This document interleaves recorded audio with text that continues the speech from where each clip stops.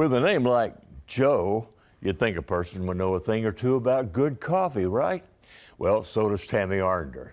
She found a Java joint in Rutherford County that's off the beaten path, but has become popular thanks to its menu, its music, and of course, its catchy name.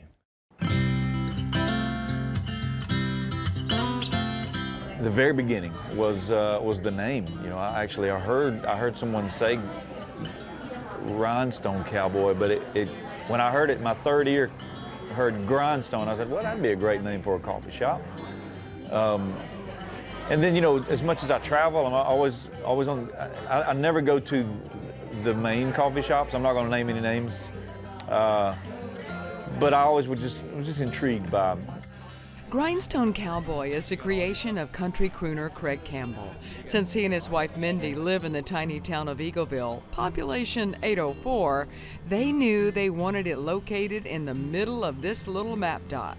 Well, at first, Mindy wasn't sure she wanted it at all. She laid out her criteria for Craig. I did tell him, I said, you find a location in Eagleville, you find it a half a mile away from my house, it has to have a drive-through, and we have to own the building. And I said, you give me those, and I said, I'm in.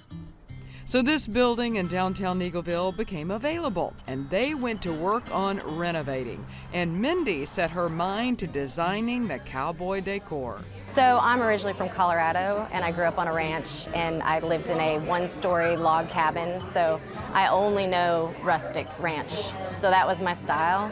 So we just kind of went with what the building was like our wall is the original wall, and we just kind of stripped it down to what it originally was. And yeah, and then I just pulled in my wagon wheels and my cowhide rugs and just made it feel more rustic. Her upbringing was very ranch style, very rustic. Her family raised elk and buffalo and trained racehorses growing up. So a lot of this is her, out of her brain. I had a couple of things she let me have. The cowboy sign was mine. The hallway to the bathroom was mine. The stage and the sound system is some of my touches. But for the main, like all the colors and the leather and the barnwood and the tin, that's all her. So its vintage vibe of old coffee grinders on the wall and wagon wheels that welcome each visitor give it a friendly family vintage vibe while taking you back in time. The vibe, you bring up the vibe. That was the one thing we had control over. Could control how good the food was going to be. We couldn't control how good the coffee was going to be, except for putting our heart and soul in it. But the one thing we knew how to do was create a cool spot, a good space, a vibey space. We wanted you to feel like you had been here 1,000 times the first time you walk in. We wanted you to feel at home. We wanted it to just have that.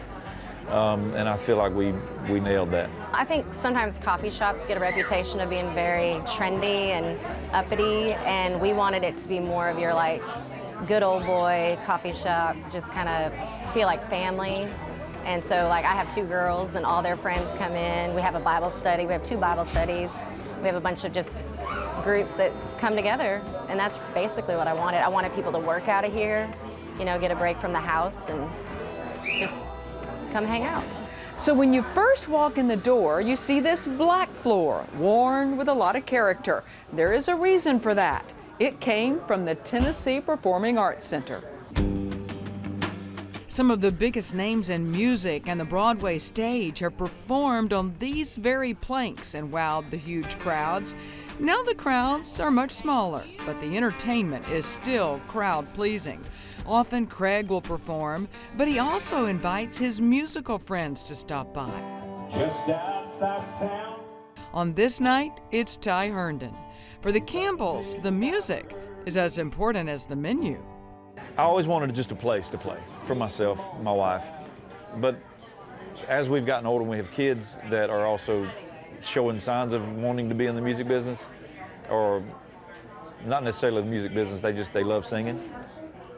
This was important, having the stage so that they could call it theirs, and they didn't have to ask permission to play. They can just play and sing whenever they wanted to and always have an audience. Craig has had nearly a dozen songs on the country charts, but his hits today are on the menu board, from the jalapeno pimento cheese to the cowgirl salad or the Lucky Charms cake. This kitchen stays busy, and occasionally even Craig is put to work in the kitchen. And don't forget about the coffee. From just drip to outlaw lattes, they can craft a cup of caffeine to your liking. They partner with the Frothy Monkey just down the road in Franklin to get their Java. And Mindy didn't have a restaurant background, so she had to do her research to get this business off the ground. I mean, I drink my coffee black, so I don't even go to any coffee shops, drink fancy lattes, nothing like that. So I just kind of Googled, and then I met a lady at our church, and she owned a coffee shop in Shelbyville, and she let me shadow her for a couple weeks. So that really kind of eased my mind so I could figure out a little bit of how to do it. And then I just researched a lot and asked a lot of questions. So it's not likely you'll see a Grindstone Cowboy in this little Java joint in rural Rutherford County, but you will hear some good music and get a great cup of coffee.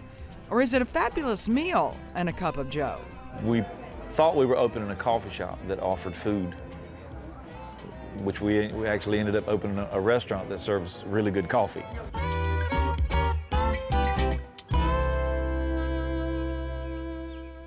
Hey, how'd you like the story? We'd love to hear from you in the comments. If you enjoyed it, we have a lot more where that came from.